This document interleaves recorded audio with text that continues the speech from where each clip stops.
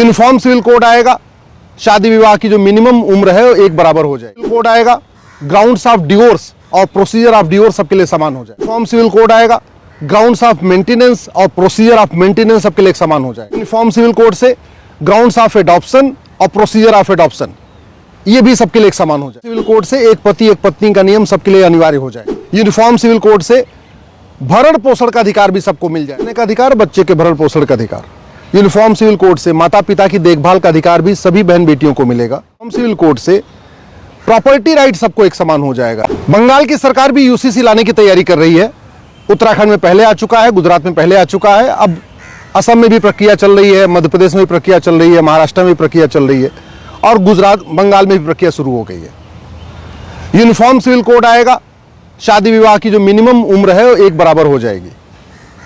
Uniform civil code आएगा, grounds of divorce और procedure of divorce सबके लिए समान हो जाएगा। यूनिफॉर्म सिविल कोड आएगा, ग्राउंड्स ऑफ मेंटेनेंस और प्रोसीजर ऑफ मेंटेनेंस सबके लिए समान हो जाएगा। यूनिफॉर्म सिविल कोड से ग्राउंड्स ऑफ एडॉप्शन और प्रोसीजर ऑफ एडॉप्शन ये भी सबके लिए एक समान हो जाएगा।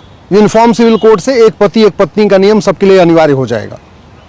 यूनिफॉर्म सिविल कोड से भरण पोषण का अधिकार भी सबको मिल जाएगा। बच्चा गोद लेने का अधिकार, बच्चे के भरण पोषण का अधिकार। यूनिफॉर्म सिविल कोड से माता पिता की देखभाल का अधिकार भी सभी बहन बेटियों को मिलेगा। और यूनिफॉर्म सिविल कोड से प्रॉपर्टी राइट सबको एक समान हो जाएगा। यानी अभी जो भेदभाव है, माता पिता का जो प्रॉपर्टी राइट में भेदभाव है या पति पत्नी के प्रॉपर्टी राइट में जो भेदभाव है या भाई बहन के प्रॉपर्टी राइट में जो भेदभाव है वो भी खत्म हो जाएगा।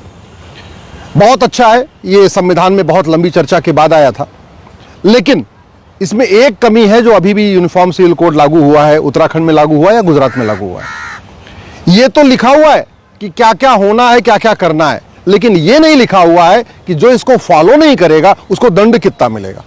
उदाहरण के लिए यूनिफॉर्म सिविल कोड में लिखा है शादी विवाह की उम्र समान होनी चाहिए, बेटे और बेटी की उम्र एक बराबर होगी, लेकिन जो लोग बाल विवाह करेंगे उनको कितने साल की सजा होगी ये व्यवस्था नहीं की गई है। भरण पोषण का अधिकार, बच्चा गोद लेने का अधिकार एक समान है, लेकिन जो लोग इसको नहीं मानेंगे उनको कितने साल का दंड मिलेगा। गुजारा भत्ता का अधिकार सबको है, ये तो लिखा हुआ है, लेकिन जो गुजारा भत्ता नहीं देगा उसको कितने साल सजा होगी। या जो एक पति एक पत्नी का नियम नहीं मानेगा उसको कितने साल सजा होगी। कानून तभी सफल होता है जब उसमें कठोर दंड की व्यवस्था हो, नहीं तो कानून का दुरुपयोग बहुत होता है और बहुत सारे कानूनों का दुरुपयोग हो रहा है। तो uniform civil code effectively implement हो, वास्तव में सब लोग उसको फॉलो करें, वो तभी संभव है जब यूनिफॉर्म सिविल कोड न मानने वालों की प्रॉपर्टी जब्त करने का प्रावधान हो, यूनिफॉर्म सिविल कोड न मानने वालों की सिटीजनशिप खत्म करने का प्रावधान हो, यूनिफॉर्म सिविल कोड न मानने वालों को 5 से 10 साल की सजा देने का प्रावधान है। ऐसा हो तभी यह इफेक्टिवली इंप्लीमेंट होगा। नहीं तो जैसे हमने 3 तलाक कानून बनाया, लेकिन जो उसमें सजा हमने बहुत कम रखी है, तो नतीजा क्या, लोग 3 तलाक देते जा रहे हैं, अभी भी देते जाते हैं, FIR होती है, लेकिन कोई खौफ नहीं पैदा हुआ है 3 तलाक के कानून से, क्योंकि ना हमने जो 3 तलाक का कानून है ना उसमें हमने सिटीजनशिप खत्म करने की व्यवस्था किया है, ना हमने उसमें भारी जुर्माना लगाया है, ना उसमें कोई कठोर दंड की व्यवस्था है, 5 साल 10 साल की सजा की व्यवस्था है। इसलिए 3 तलाक को भी लोग नहीं मान रहे और 3 तलाक अभी भी दिए जा रहे हैं। ऐसे यूनिफॉर्म सिविल कोड भी आ तो जाएगा, उत्तराखंड में आ गया, गुजरात में आ गया, चलो कल को बंगाल में भी आ जाएगा, मध्य प्रदेश में भी आ जाएगा, महाराष्ट्र में भी आ जाएगा, लेकिन जब तक इसमें सिटीजनशिप खत्म करने की व्यवस्था नहीं होगी, 5-10 लाख रुपए जुर्माना की व्यवस्था नहीं होगी, 5-10 साल की सजा का प्रावधान नहीं होगा, तब तक इसको जो इनको नहीं मानना है वो नहीं मानेंगे। ऐसे ही उसको मतलब ये कानून भी बना रहेगा और वायलेशन भी होता रहेगा। और एक बात और, यूनिफॉर्म सिविल कोड लंबी चर्चा करने के बाद संविधान में आया था, इसलिए इसको पार्लियामेंट में लागू करना चाहिए। कायदे से यूनिफॉर्म सिविल कोड संसद में बनना चाहिए। एक देश एक नागरिक व्यवस्था की जो है ये संसद में होना चाहिए। राज्य सरकारें तो कर रही हैं, लेकिन केरल इसके ऊपर कुछ कर नहीं रहा, हिमाचल की सरकार भी कुछ नहीं करने वाली है। तो जहां जहां तथाकथित सेकुलर सरकारें हैं वो इसके ऊपर कुछ करने आगे बढ़ नहीं रही हैं। तो अच्छा है कि राज्यों में आ रहा है, लेकिन अब समय आ चुका है कि राज्यों के बाद ये केंद्र में लागू हो और इसमें कठोर दंड की व्यवस्था हो।